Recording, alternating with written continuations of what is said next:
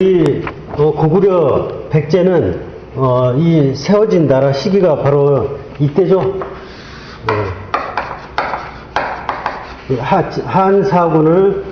한사군과 이게 이제 충돌을 하면서 차츰차츰 한사군을 밀어내면서 고구려 백제가 등장해요.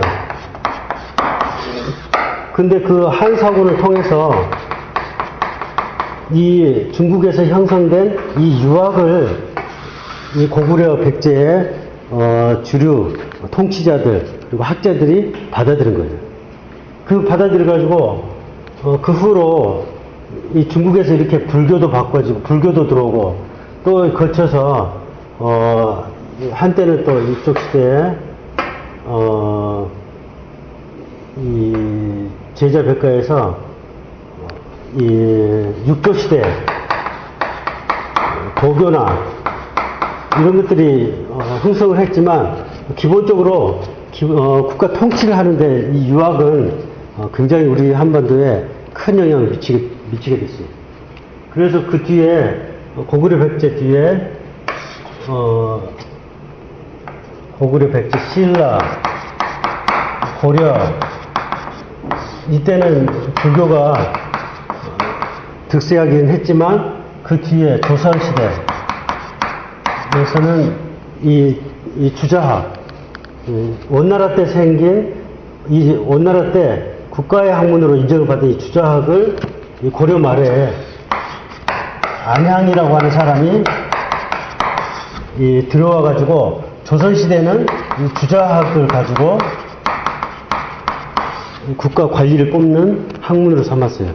그 후로 이제 조선시대 말까지 한 600년 정도 주자학을 국가 통치의 기본 철학으로 삼았어요. 그러니까 중국하고 우리 한반도하고 비교해 보면은 유학 사상의 영향을 받는 것은 우리 한반도가 사실은 더 깊고 장기적으로 영향을 받았어요. 중국은 이 원나라 때부터 이 원나라 때 주자학이 크게 형성했다가 원나라 때 그 다음에 명나라가 들어서고 잠깐 뒤에 주자학이 양명학으로 변화되면서 양명학적인 사상이 주류가 됐어요. 그렇기 때문에 중국에서는 사실 한 200년, 300년 정도 이 중국 전체 사회에 영향을 미치다가 나중에는 양명학에서 고중학으로 바꿔지면서 유교 본래의 그 사상은 많이 퇴색이 되고 변질이 되고 힘이 약해졌죠. 그러다가 근대 들어와가지고는 아예 공산주의 사회가 형성이 되면서 이 공산사회에서 아주 반대되는 비판을 받아야 되는 사상으로 바꿔졌어요. 그래서 중국 대륙에서는 유학의 영향이 급속히 쇠퇴되고 현대 들어와가지고는 이제 지금은 좀 상황이 바꿔졌는데 아주 맨 첫 번째 비판을 받아야 할 사상으로 이제 공격을 받았죠. 하니까 그 마인드, 중국 사람들 마인드는 유교 사상 하면은, 이 마르크스 사상을 빌려서 인민을 왜곡시키는, 정신을 왜곡시키는 나쁜 사상, 이런 생각을 가지고 있었죠. 그렇기 때문에, 아주 그 사상 전반에 유학 사상이 미치는 영향은 굉장히 약해요. 그런데 우리나라는 이 고구려 백제가 설립될 당시부터 유학이 들어와가지고 나중에는 또 조선이 설립할 때 그야말로 국가적인 기초 학문으로 주류 학문으로 주자학을 받아들였고 그리고 그 뒤로 임진왜란 이후에도 사실은 계속 영향을 미쳤죠. 그리고 나중에는 그 주자학, 유학이 실학으로 약간 변질됐지만 그래도 이 실학도 유학적인 사상을 바탕으로 깔고 거의 유학자들이 실학을 했기 때문에 사실은 그 주자학 영향은 상당히 오랫동안 영향을 미쳤다고 할 수가 있어요. 근데 일본은 어쩌나? 일본은 사실 주자학은 에도시대 1603년에 수용을 해가지고 1868년 약 300년 정도 이 사상 시기에, 이 기간 동안, 에도시대 기간 동안 주작에 대해서 연구를 하고 학습을 하고 국가적인 통치 이 기본 사상으로 활용을 하고 그 다음에는 유학을 버렸어요.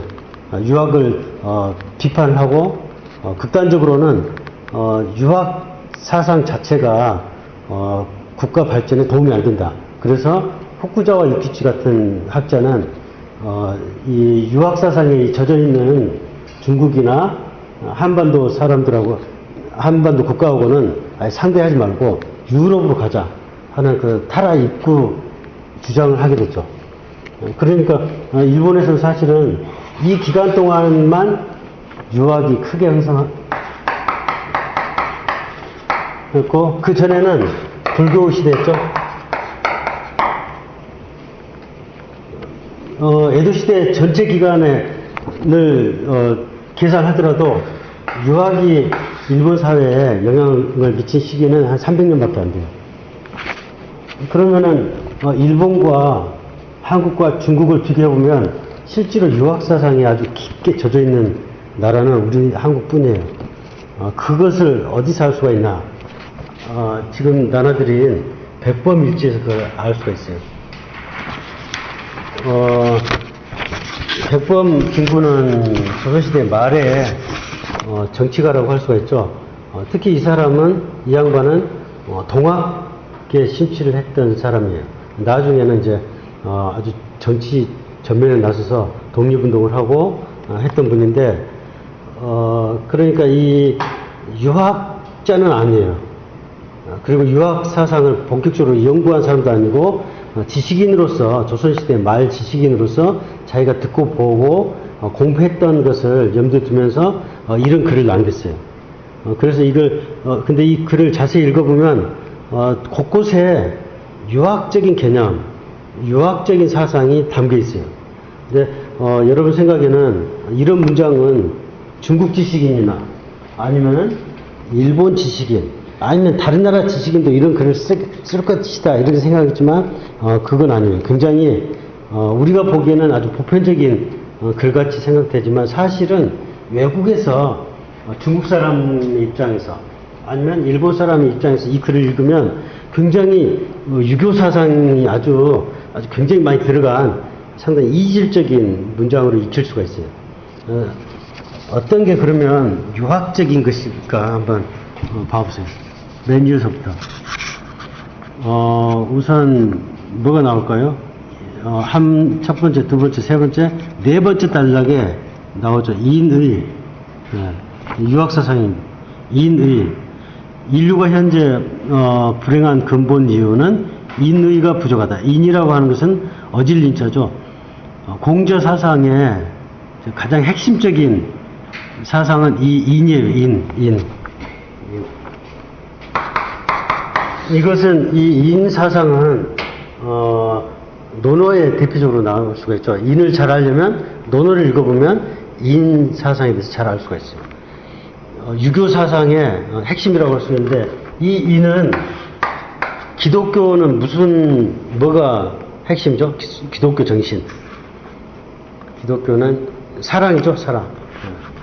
성경 읽어보면 사랑이라고 하는 개념에 대해서 곳곳에 나오는데 기독교 정신은 밑바탕에 깔고 있는 것은 어떤 사랑이죠. 그 사랑은 그 예수님이 십자가에 못 박혀서 죽을 때에 인간에 대해서 아니면 사람들에서 이야기할 수 있는 그런 사랑이에요. 그러니까 어떤 자비로운 그런 사랑보다는 어떤 그런 기독교 안에서 이야기하는 그런 사랑은 약간 인하고는 좀 틀려요. 이 인이라고 하는 것은 그런 사랑도 담겨 있고 또 어떤 윗사람이 아랫사람한테 베푸는 그런 정신도 들어가 있어요. 예를 들어서 인자하다 이런 뜻에서 인이에요. 근데 논어 안에 담겨져 있는 인이라고 하는 사상은 이제 그런 굉장히 포괄적이에요. 그래서 인간이 가지고 있는 착한 마음, 덕성, 그리고 자애스러움 이런 것들 다 포함합니다. 그 다음에, 그럼 불교에서는 무슨 정신이 있을까요? 불교의 대표적인 그 기본 마인드. 유교의 인에 대응할 수 있고, 이 기독교의 사랑에 대응할 수 있는 불교의 마음, 부처님의 마음은 뭘까요? 그것은 자비죠, 자비. 예. 대표적으로 어디에 나오냐면, 방가사유상에 나온 그 미소 있죠. 그게 자비의 미소인데, 방가사유상의 그 자세는 어떤 자세냐면, 부처님이 땅에 돌아다니는 그 미물을 바라보면서 벌레들에 대해서 보면서 느끼는 또 불쌍한 마음, 자비로운 마음, 그런 것을 나타내는 거예요. 그러니까 인간에 대해서 불쌍한 인간에 대해서 자비로운 그런 그런 사랑이 자비예요. 부처의 자비, 기독교, 그리스도의 사랑에 대응할 수 있는 게 공자의 그 인사상인데, 인의라고 이야기했죠. 인의. 이 인과 의가 섞어진 하나의 개념으로 통합된 것은 맹자 사상이에요. 맹자. 이 의라고 하는 것은 뭐냐면은 의롭다, 의리가 있다, 그런 거죠. 그러니까 의리, 의롭다. 이 인이라고 하는 게 위에서 주는 사랑이라고 한다면, 의라고 하는 것은 밑에서 존경하는 밑에 사람이 베풀 수 있는, 할 수 있는 그 사랑이라고 할 수가 있어요. 마치 이제 예를 들어서 이런 걸 이야기할 수가 있죠. 예를 들어서 임금과 그 신하가 있을 때에, 신하가 예를 들어서 임금한테 인자하다, 임금한테 인자하게 대한다, 이렇게 하기는 힘들겠죠. 그러니까 윗사람이 베푸는 게 인이고, 밑에 사람이 할 수 있는 게 그런 의리예요. 그러니까 임금은 신하에 대해서 인자하게 베풀고, 신하는 임금에 대해서 의리를 지키는 것. 그래서 인의사상이에요.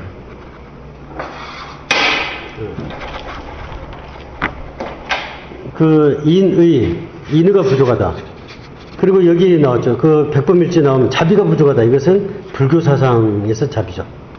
사랑이 부족하다. 그러면은 기독교의 핵심적인 사상으로서 사랑.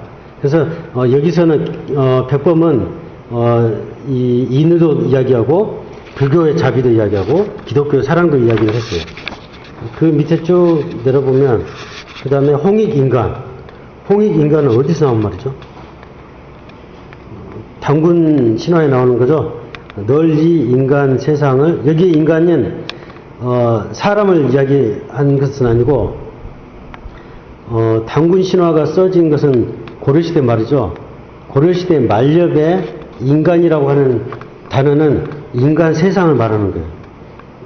이 인간이라고 해서 현대에 만들어진 개념이고, 고려시대의 인간이라고 하는 것은 인간 세상. 그렇기 때문에 홍익인간은 인간 세상을 널리 이롭게 한다, 이런 거예요. 근데 당군 신화는 이련이 지었죠. 이련이 편찬을 했죠. 이 자료를 수집해서 삼국 유사에다가 글을 남겼어요. 그게 당군 신화인데, 그 이련은 승려죠. 승려인데 그 사람이 단어를 구사할 때에 홍익인간이라는 단어를 이 당군 신화에 관한 자료를 모아가지고 자기가 이제 정리를 할 때에 홍익인간이라고 하는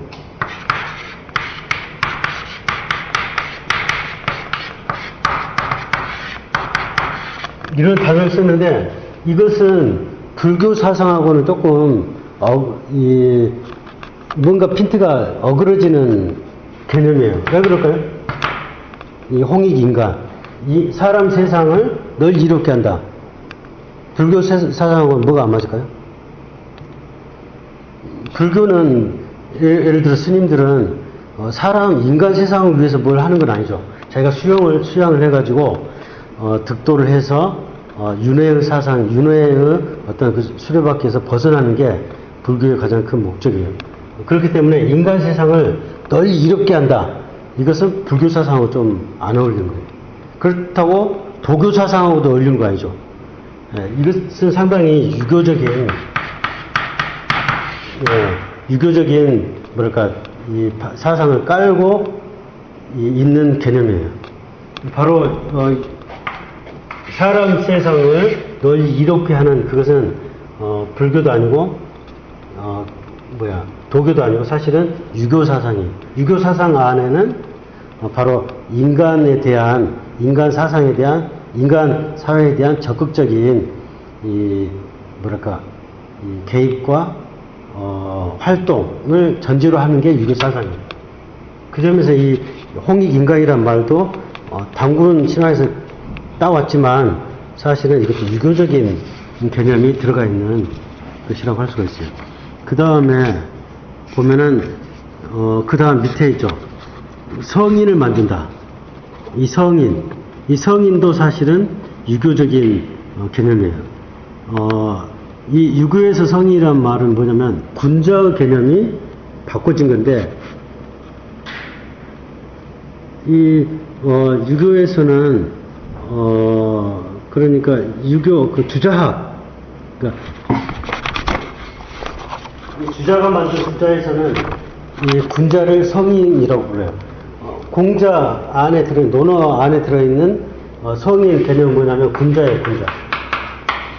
이 군자는 한마디로 서양 개념으로 하자면 젠틀맨, 신사라고도 할 수가 있지만 본질적인 원래 뜻은 임금이죠, 임금. 통치자. 나중에는 선비, 그리고 지식인, 훌륭한 신사 이런 식으로 뜻이 넓어지긴 했는데 기본적으로는 통치자인데 이 군자 개념이 송나라, 원나라에 와가지고는 주자에게서는 성인으로 바뀌었어요. 근데 이제 이 성인이라고 하는 것은 뭐냐면 불교에서 말하는 그러니까 득도했다고 하는 거하고 똑같다고 할 수 있어요. 그게 뭐냐 부처, 성불하다, 성불한 사람 이라고 했는데 주자학에서는 이제 성인이라고 하죠. 그러니까 이 성인 개념도 사실은 주자학적인 개념이에요. 그리고 이 주자학에서는 바로 위에 읽어볼까요? 우리가 할 일은 사상의 자유를 확보하는 정치 양식의 건립과 국민교육의 완비다. 내가 위에서 자유나라를 강조하고 교육의 중요성을 말한 것은 이 때문입니다. 교육의 중요성. 그리고 최고 문화 건설의 사명을 다하는 민족은 이러니 폐지하면 모두 성인을 만드는 데 있다. 그런데 이 주자학은 이 주자학의 최고의 가장 마지막 목표는 많은 어떤 개인을 교육을 시켜서 성인의 경지로 올라가는 것. 그게 사실은 주자학의 목표라고 할 수가 있는데 교육을 통해서 자기 이 마음을 갈고 닦아서 수양을 통해서 어떤 성인의 경지에 도달한다. 그것이 주자학자들이 주장한 것들이에요. 그래서 이 성인 개념도 주자학과 유학과 관련이 되고 그 다음에 그 뒤로 넘어가면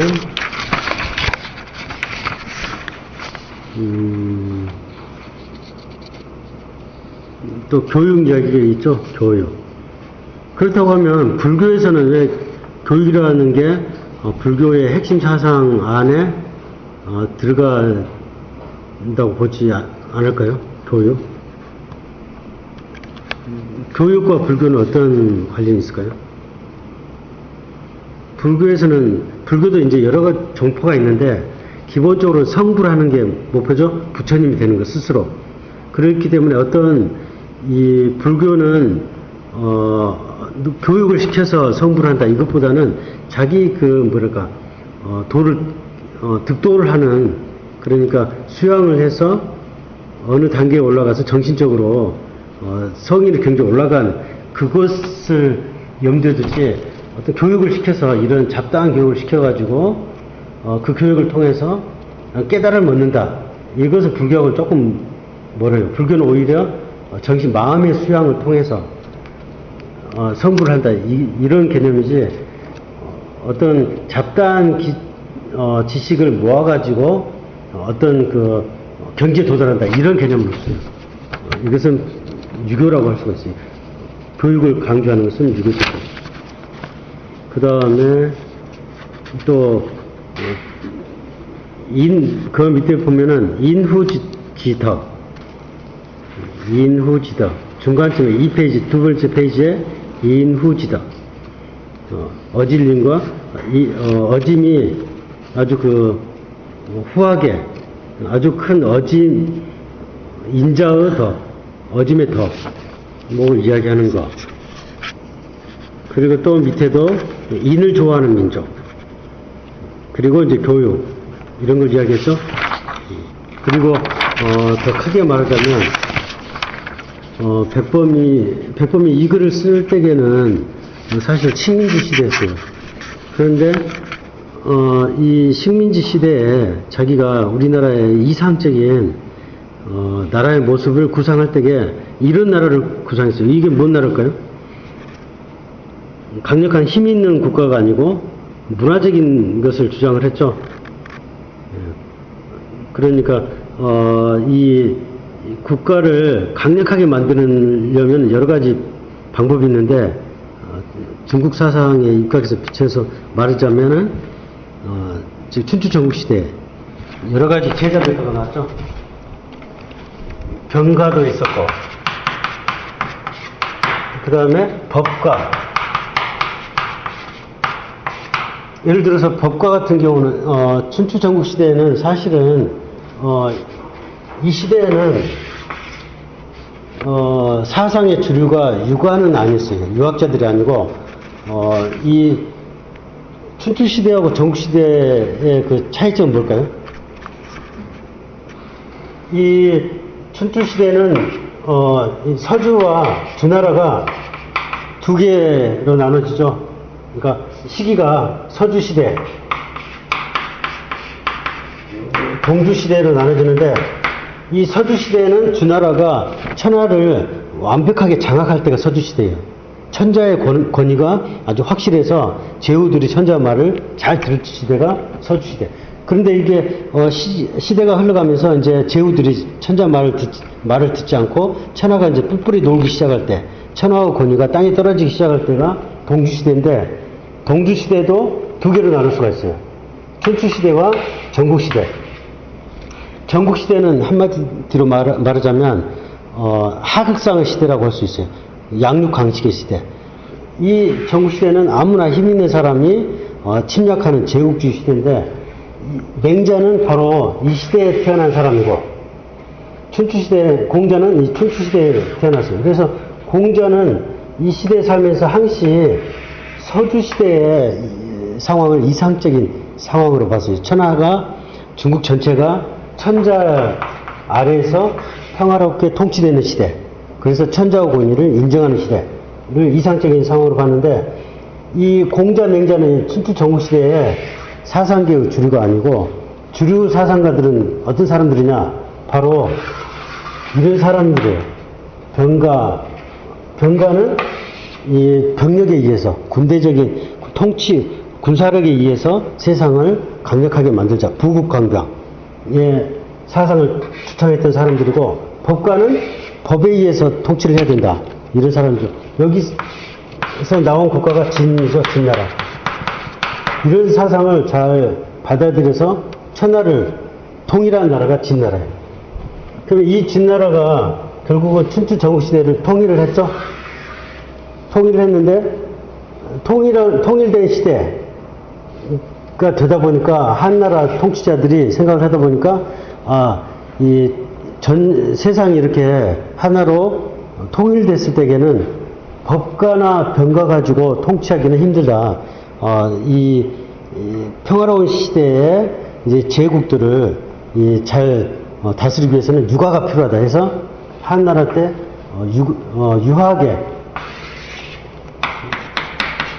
유학의 장점을 인정을 하고 그것을 국가의 기본 사상으로 받아들였어요. 그렇기 때문에 사실은 공자나 맹자가 살았을 때에 유교는 강력한 사상은 되지가 못했죠. 나중에 인정을 받은 거예요. 그렇기 때문에 이 김구가 이런 글을 썼을 때에 사실은 일본 식민지 상태였기 때문에 좀 더 강력한 국가, 병가에 입각한 국가라든가 아니면은 한국 사람들 식민지 통치를 받고 있는 한반도 사람들을 좀 더 아주 강력하게 통일을 시켜서 일본 침략을 일본 그 식민지 상태를 극복을 하려면 어떻게 해야 될지 이런 걸 생각했는데 김구는 자기가 바라는 국가는 부강한 나라, 그러니까 경제적으로 이 부력이 있고 힘이 강력한 나라보다는 문화적인 힘이 강한 나라를 원한 거예요.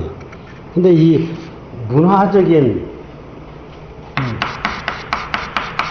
문화를 강조하는 이 사상도 사실은 이 국가 통치학의 입장으로는 보면은 유학에 속한 사상이라고 할 수 있어요. 이 병가나 법가에서는 이 문화적인 측면에서는 무시를 하죠. 그래서 진시 황제가 자기가 천하를 통일을 하고 사상 탄압을 한 거죠.